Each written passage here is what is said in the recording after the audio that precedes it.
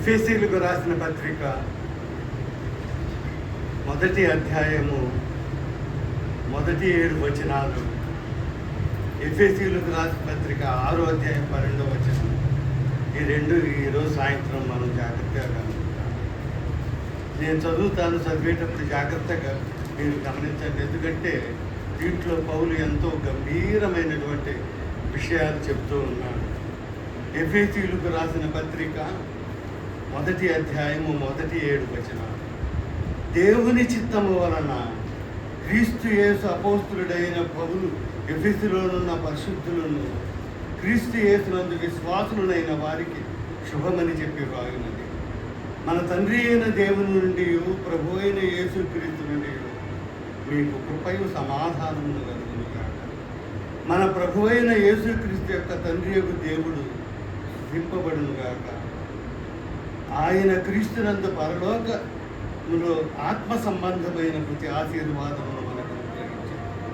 ఎట్లనగా తన ప్రియయందు తాను ఉచితముగా మనకు అనుగ్రహించిన తన కృపామహిమకు కీర్తి కలుగునట్లు తన చిత్త ప్రకారమైన దయాసంకల్పము చొప్పున యేసుక్రీస్తు ద్వారా తనకు కుమారులుగా స్వీకరించుటకై మనను ముందుగా తన కోసము నిర్ణయించుకొని మనము తన ఎదుట పరిశుద్ధులమును నిర్దోషులమునై ఉండవలెనని జగత్తు పునాది వేయబడక మునిపే ప్రేమ చేత ఆయన క్రీస్తులో మనల్ని ఏర్పరచుకున్నాడు. దేవుని కృపా మహదైశ్వర్యమును బట్టి ఆ ప్రియనియందు ఆయన రక్తము వలన మనకు విమోచనము అనగా మన అపరాధములకు క్షమాపణ మనకు కలిగి ఉన్నది. ఎఫెసీయులకు రాసినటువంటి పత్రిక 6వ అధ్యాయము 12వ వచనం చూడండి ఒకసారి. 6వ అధ్యాయము 12వ వచనం. ఏలయనగా మనము పోరాడినది శరీరులతో కాదు. క్రింద చూడండి, శరీరులు అంటే ఏమున్నదో రక్తమాంసములతో కాదు. కానీ మన పోరాటం ఎప్పుడూ కూడా మనుషులతోనే ఉంటుంది, రక్తమాంసాలతోనే ఉంటుంది. కానీ ప్రధానులతోనూ అధికారులతోనూ ప్రస్తుత అంధకార సంబంధులకు లోకనాథులతోనూ ఆకాశ మండలమందున దురాత్మల సమూహములతోనూ పోరాడుతున్నాము. చిన్న ప్రార్థన చేసుకుందాం, తల ఉంచుకుందాం. ప్రేమగల పరిశుద్ధుడమైన మా తండ్రి, ఈ రాత్రి కాల సమయమున మీ సన్నిధి మాకు అనుగ్రహించినందుకు స్తుతులు చెల్లిస్తూ ఉన్నాము. మా తండ్రి, నన్ను సంపూర్ణముగా బలపరచండి, నన్ను మమ్మలను దర్శించండి. ప్రభువా, మీకే వందనము. ప్రభువా, మీ పరిశుద్ధ నామమును మహిమపరచుకోండి. మీ స్వరమే మేము వినటానికి సహాయం చేయండి. మీ స్వరూపముని మేము చూడటానికి సహాయం చేయండి. మీరు తప్ప మరెవ్వరూ మాకు కనపడకుండా సహాయం చేయండి. ఘనత మహిమ ప్రభావములు మీరు మాత్రమే పొందుకోండి. నన్ను నేను తగ్గించుకొనుచు మిమ్ములను స్తుతిస్తూ మీ నామమును హెచ్చిస్తూ ప్రభువును రక్షకుడైన యేసుక్రీస్తు నామమున స్తుతులతో ప్రార్థిస్తున్నాము తండ్రి, ఆమేన్. దయచేసి నాతో కలిసి పెద్దగా అందరూ చెప్పండి. ఏలయనగా మనము పోరాడునది శరీరులతో కాదు. ఇది ప్రభువు మనకిచ్చినటువంటి వాక్యం. ప్రతి విశ్వాసి కూడా ఈ సత్యాన్ని గ్రహించాలి. నీవు నీ జీవితంలో ఏదైనా నష్టాన్ని ఎదుర్కొంటున్నావంటే అర్థమేమిటి? మీ జీవితంలో మీరు ఏదైనా సమస్యల గుండా వెళుతూ ఉన్నారంటే అర్థమేమిటి? మీ జీవితంలో కొన్ని కష్టమైన పరిస్థితులు చూస్తూ ఉన్నారంటే అర్థమేమిటి?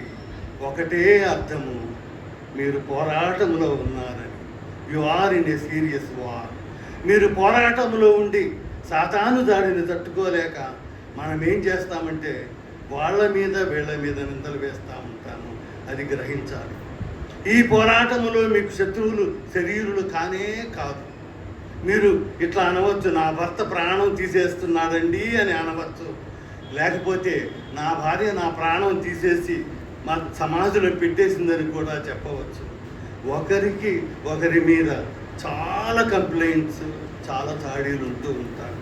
అలాగే పిల్లలు మాట వినట్లేదండి, పిల్లలు గొడవ చేస్తున్నారండి, ఇంట్లో అనేకమైన సమస్యలు ఉన్నాయండి, మా చాలా సమస్యలు గుండా మా కుటుంబం వెళుతూ ఉన్నదని మీరు చెప్పవచ్చు. అయితే నీ సమస్యలకు కారణం నీ కొడుకు కాదు, నీ కూతురు కాదు, లేకపోతే నీ కోడలు కాదు, నీ అల్లుడు కాదు, లేకపోతే వాళ్ళ అత్తమామలు కాదు, పొరుగు వారు అంతకంటే కాదు. ఈ పోరాటానికి కారణం ఎవరంటే వారి వెనుక ఉండి పనిచేస్తూ ఉన్న సైతాను. There is a large army working behind them. నీవు నీ తెలివిలేని స్థితి వలనలో లేక నీ అవిధేయత వలన నీవేం చేసావంటే అపవాదికి చోటిచ్చావు. అందువలన ఈ పోరాటములో ఎక్కువగా నువ్వు బాధపడవలసి ఉంటుంది. ఈ పోరాటం గుండా నువ్వు వెళ్ళవలసి ఉంటుంది. ఈ పోరాటాన్ని కొన్ని పర్యాయములు విసిగిపోయి ఇక జీవితం మీద ఆశలు వదులుకున్న వాళ్ళు ఎంతోమంది ఉన్నారు. ఈ పోరాటాలలో చాలామంది కృంగిపోయి ఇక ఎందుకని చెప్పి ఒకరికి ఒకరు దూరం అయిపోయిన వాళ్ళు అనేక మంది ఉన్నారు. ఈ పోరాటానికి విసిగిపోయి హాని చేసుకున్న వాళ్ళు కూడా చాలామంది ఉన్నారు. మన దేశంలో, అమెరికా చాలా ఆత్మహత్యలు జరుగుతూ ఉన్నవి. భారతదేశంలో విడాకుల రేట్లు పెరిగిపోతూ ఉన్నవి. సూసైడ్ రేట్లు కూడా చాలా పెరిగిపోతూ ఉన్నవి. దీనివల్ల డ్రగ్స్కి, మత్తు పదార్థాలకు బానిసలయ్యేవారు పెరిగిపోతూ ఉన్నారు. కారణం ఏంటి? మనిషి అపవాదికి చోటిచ్చి పోరాటంలో ఓడిపోతూ ఉన్నాం. మనము పోరాటంలో ఉన్నాం. We are in a wrestling war match అని ఒక వర్షన్లో ఉన్నది. దేవుడు నాకేం చేయలేదు, ఇంట్లో వాళ్ళు నాకేం చేయలేదు, నేను చిన్నప్పటి నుండి మందిరానికి వెళుతూ ఉన్నాను, దేవుడు నాకేం చేశాడు అని దేవుని మీద అలిగే ప్రమాదం ఉన్నది. ఇంట్లో వాళ్ళ మీద అలిగే ప్రమాదం కూడా చాలా ఉన్నది. కానీ నీ ఒక సత్యాన్ని గుర్తెరగాల. నీ పక్షమున నీకు విరోధిగా పనిచేసేది అపవాది. నీవు ఆ అపవాదికి తావివ్వటం వలన నువ్వు నీ ప్రయాణంలో జయం పొందలేకపోతూ ఉన్నా. ఆ కారణం వలన మీ కుటుంబము ఘోరాతి ఘోరమైన సమస్యల గుండా వెళుతున్నది. ఆ సమస్యల ద్వారా నీవు చాలా నష్టపోయి ఉండవచ్చు. చాలా రీతులుగా నీ జీవితము అవమానముల పాలై ఉండి ఉండవచ్చు. నీవు పూర్తిగా అపజయాన్ని పొంది ఉండవచ్చు. కానీ ఎందుకంటే నీవు విశ్వాసివే, కానీ ఆ పోరాటం యొక్క స్థితిని నీవు గుర్తెరగలేదు. అందువలన ఆ పోరాటంలో నీవు జయము పొందుటం లేదు. పోరాటాలు రెండు విధాలుగా ఉంటాయి. గ్రౌండ్ లెవెల్ అంటే భూ సంబంధంగా జరిగే పోరాటము. రెండవది స్పిరిచువల్ ర్యాంక్ అంటే అంతరిక్షంలో జరిగే పోరాటం, అంటే ఆకాశంలో జరిగే పోరాటం. మొదటి రకము పోరాటం అంటే గ్రౌండ్ లెవెల్లో జరిగే పోరాటము. ఒక సైన్యము మరొక సైన్యము యుద్ధం చేస్తూ ఉంటారు. అసలు పోరాటం, ఆత్మ సంబంధమైన పోరాటము ఎక్కడ జరుగుతూ ఉంటుందంటే అది అంతరిక్షంలో జరుగుతూ ఉంటుంది. అది కనబడే ఆకాశము కాదు, ఆకాశము పైన మధ్యాకాశంలో జరుగుతూ ఉంటుంది. ఈ పోరాటాన్ని గురించిన గ్రహింపు విశ్వాసికి అసలు లేనే లేదు. నిర్గమాకాండము 17వ అధ్యాయంలో దైవజనుడైన మోషే అమాలేకీయులు యుద్ధానికి వచ్చినప్పుడు ఏం చేశాడంటే యెహోషువను ఇశ్రాయేలీయుల్లో పెద్దలను పిలిపించి మీరు మనుషులను ఏర్పాటు చేసుకొని యుద్ధానికి వెళ్ళమని చెప్పాడు. జాషువా వాళ్ళ టీం అంతా కూడా పోరాటంలో ఉన్నాడు. దైవజనుడైనటువంటి మోషే కొండ మీదకు వెళ్ళాడు. మోషే ఏ పోరాటానికి వెళుతున్నాడు? That is an unseen war. కనబడని యుద్ధంలోనికి, అంటే ప్రార్థనా యుద్ధంలోనికి వెళుతూ ఉన్నాడు మోషే.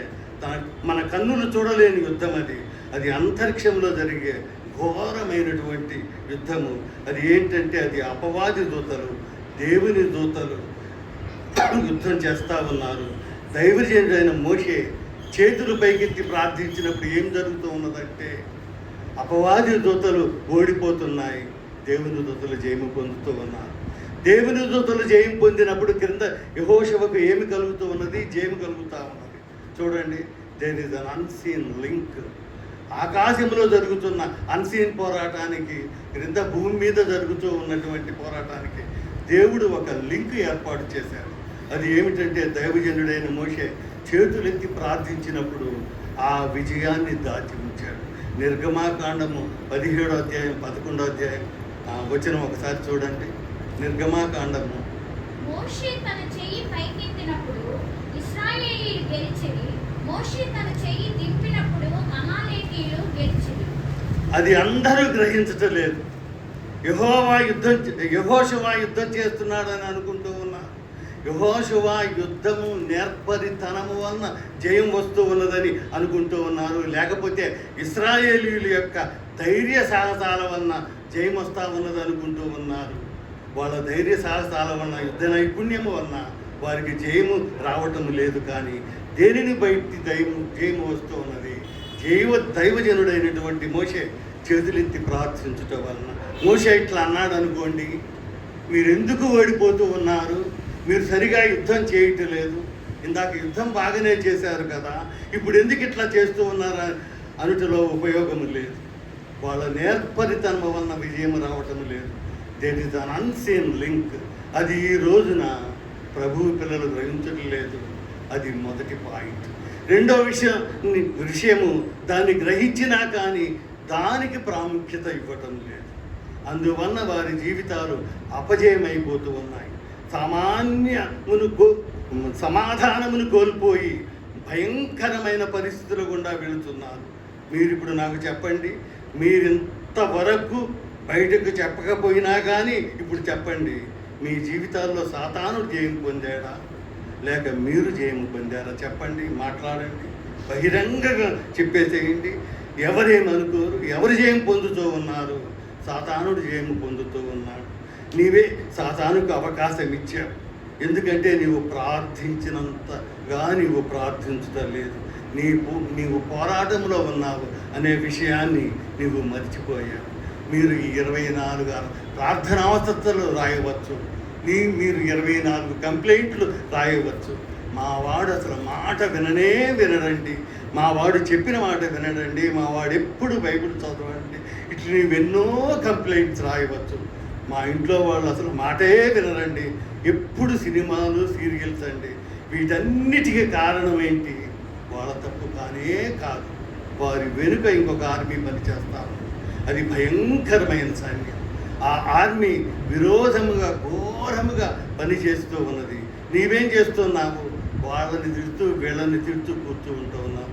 గ్రౌండ్ లెవెల్ యుద్ధమే కానీ స్పిరిచువల్ యుద్ధంలోనికి నీవు ప్రవేశించడం లేదు. మనము కూడా ఏంటి, పప్పు గుత్తో లేకపోతే రొట్టెల కర్రో రాయో తీసుకున్నాము. లేకపోతే మాటల యుద్ధము, గ్రౌండ్ లెవెల్ యుద్ధంలోనే ఉంటున్నారు. గ్రౌండ్ లెవెల్ యుద్ధంలో అయ్యగారు ఒక ఆయుధం తీసుకుంటే, అమ్మగారు ఒక ఆయుధం తీసుకుంటే ఎట్లా ఉంటుందో చెప్పండి. సరిగా మీకు యుద్ధం జరిగే సమయంలో దైవ సేవకుడు వచ్చాడు అనుకోండి, పాస్టర్ గారు వచ్చారు అనుకోండి, చూసారా మీరేం చేస్తున్నారు? గ్రౌండ్ లెవెల్ యుద్ధం చేస్తూ ఉన్నారు. మధ్యలో ఏం చేస్తారు? దైవ సేవకునికి కూడా చెప్తారు, మీరు కూడా గ్రౌండ్ లెవెల్ యుద్ధానికి రమ్మని. లేకపోతే పోలీస్ స్టేషన్ కొంతమంది వెళ్తారు, లేకపోతే కోర్టుకు వెళ్తారు. మీరు భూ పోరాటం వైపు చూడబాకండి. మీరు భూ సంబంధమైన లెవెల్లోనే యుద్ధాలు ఆలోచిస్తూ ఉన్నారు. ఆత్మ సంబంధమైన పరిస్థితుల్లో మీరు ఆలోచించటం లేదు. మనము భూ సంబంధముగానే పోరాడు. ఇక్కడ నేను మీతో చాలా చెప్పగలను, టైం లేదు. ఈరోజు ఎఫెసీయులకు రాసిన 1వ అధ్యాయంలో 7వ వచనము వరకు చూద్దాము. ఈ 1వ అధ్యాయంలో దేవునికి మీ పట్ల ఒక ప్రణాళిక ఉన్నది. God has a plan for you. అది ఆయన సారాంశం. మీలో ఏ వ్యక్తి కూడా నేను పనికిరాని వాడను, నేను పనికిరాని దానను, నేను తృణీకరించబడిన దానిని, నా జీవితం వ్యర్థమైపోయినది అని అనుకోకూడదు. అది 1వ అధ్యాయం. ఒక చక్కని మాట ఏంటంటే, దేవునికి మీ పట్ల ఒక ప్లాన్ ఉన్నది. అది పౌలు గారు చాలా చక్కగా రాశారు. ఎఫెసీ పత్రిక బైబిల్ కాలేజీలో వాళ్ళకు చాలా గొప్ప థియలాజికల్ బుక్. ఈ ఎఫెసీ పత్రిక 1వ అధ్యాయం నుండి ఒక థియరీ వచ్చింది. దాన్నే ఏమంటారంటే ప్రీ డెస్టినేషన్ థియరీ అని అంటారు.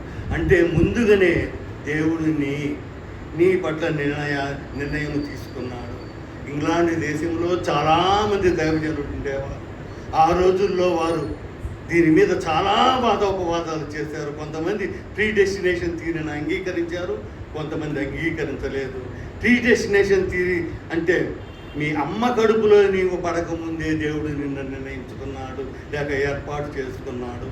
అది ప్రీ డెస్టినేషన్ థియరీ. ఈ మాట మరీ భయంకరంగా ఉంటుంది. ఆది కాండమునకు ముందే నీవెక్కడున్నావు బాబో, ఇది మన అసలు ఆలోచనకి తట్టనిది. అది చాలా ఆశ్చర్యకరమైన సిద్ధాంతము.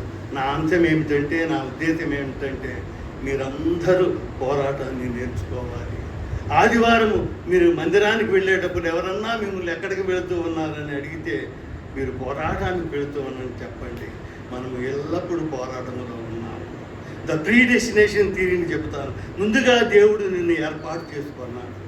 ముందుగా నీ కొరకు చేయవలసినవన్నీ ఆయన చేశాడు. మొట్టమొదటి అధ్యాయంలో చాలామంది ఇట్లా అంటారు. ఒక బ్రదర్ అన్నాడు, నాదేముంది బ్రదర్, నేను మా ఇంట్లో అరటికాయ తొక్కను అంటాడు. ఏమంటాడు? అరటికాయ తొక్కనంటాడు. వాళ్ళ ఇంట్లో అరటికాయ తొక్కను చూసినట్లుగా చూస్తారండి. అంటే వాడుకొని ఆయన తొక్కను పడేసినట్లుగా పడేస్తారంట. ఒక ఆమె అంటది, బాగా నేను వండినవన్నీ తింటారు, అలాగే నేను చేసినటువంటివన్నీ తిన్న తర్వాత ఏమంటారంటే నీ వండినవేం బాగలేవని అంటారు, నన్ను అందరూ తీసివేస్తూ ఉంటారు అని అంటూ ఉంటారు. కొంతమంది ఏమంటారంటే మోడర్న్ భాషలో నాదేముంది బ్రదర్, నేను క్యారీ బ్యాగ్ని అంటారు. క్యారీ బ్యాగ్లో సామాన్లు ఎట్లా తెచ్చుకుంటారో అట్లా తెచ్చుకొని నన్ను ఆ సామాన్లు తీసుకొని ఇంటికి వచ్చి ఏ విధంగా డస్ట్బిన్లో పడేస్తారో ఆ విధంగా చూస్తారంటూ ఉంటారు.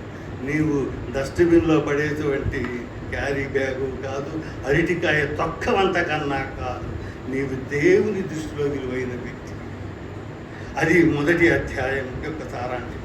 మొదటి అధ్యాయం యొక్క సారాంశం ఏమంటే you are precious in the sight of God. నీవు దేవుని దృష్టిలో విలువైన వ్యక్తివి. నీ జీవితంలో ఎన్ని నష్టాలన్నా పొంది ఉండవచ్చు, ప్రాబ్లం లేదు.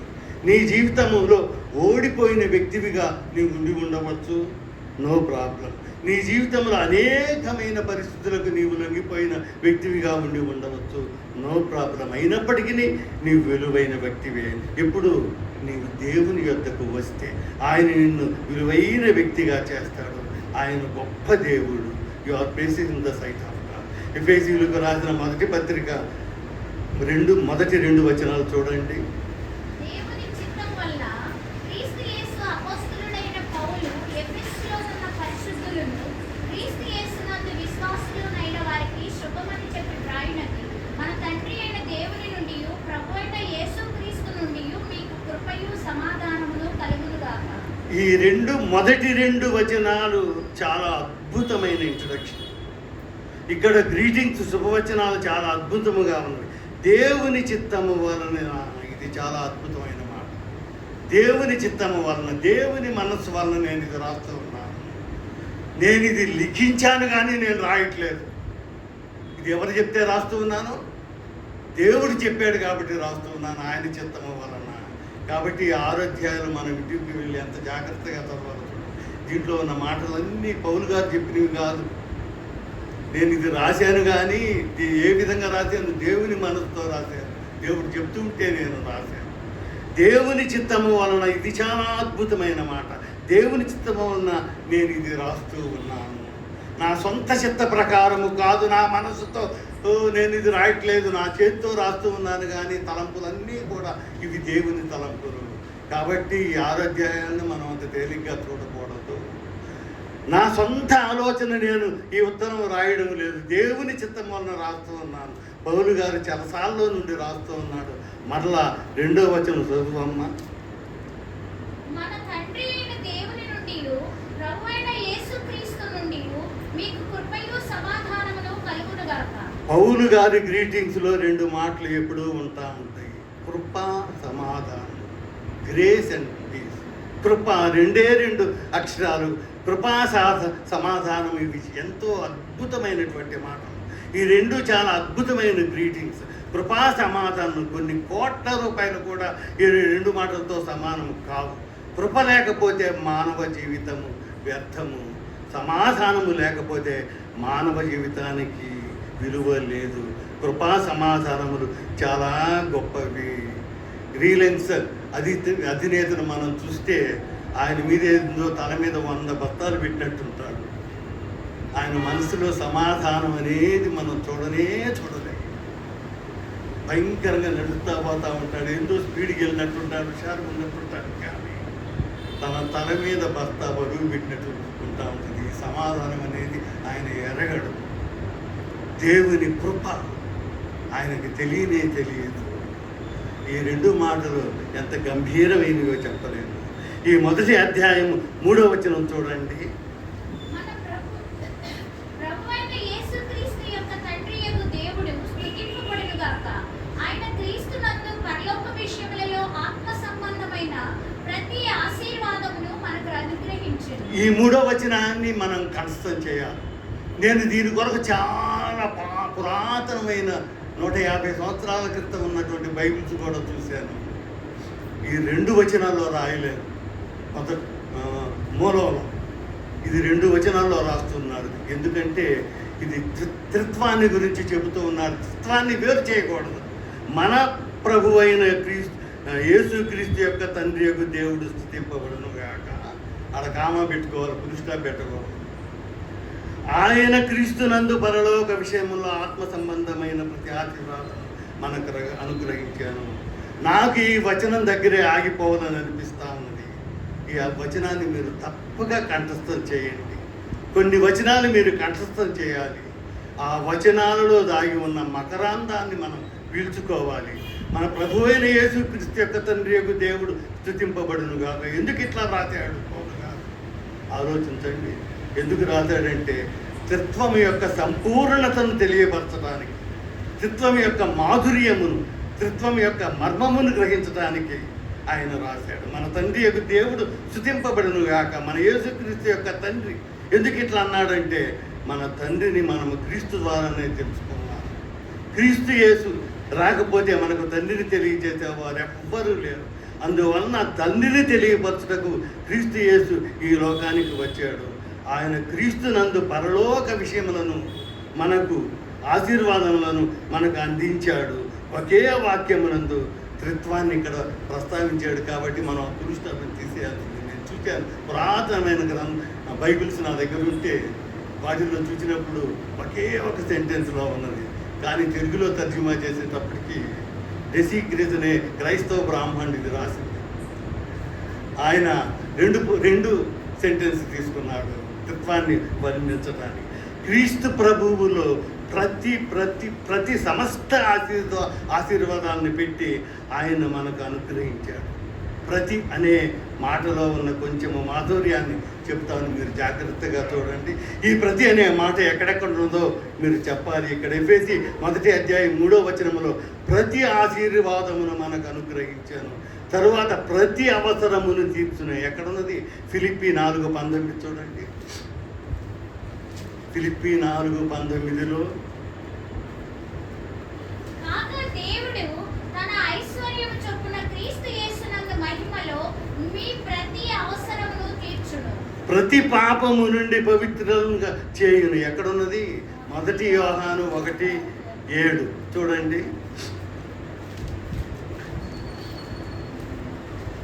1 యోహాను 1:7.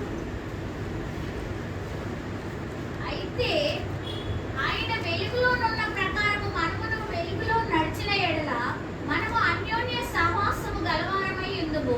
అప్పుడు ఆయన కుమారుడైన యేసు రక్తము ప్రతి పాపము నుండి మనలను పవిత్రులనుగా చేయును. ప్రతి ఆశీర్వాదమును, ప్రతి అవసరమును తీర్చుట, ప్రతి పాపము నుండి పవిత్రులుగా చేయుట, ఇవన్నీ మనకు యేసుక్రీస్తులో ఇచ్చేశాడు. ఇవి అద్భుతమైనటువంటి వచనాలు.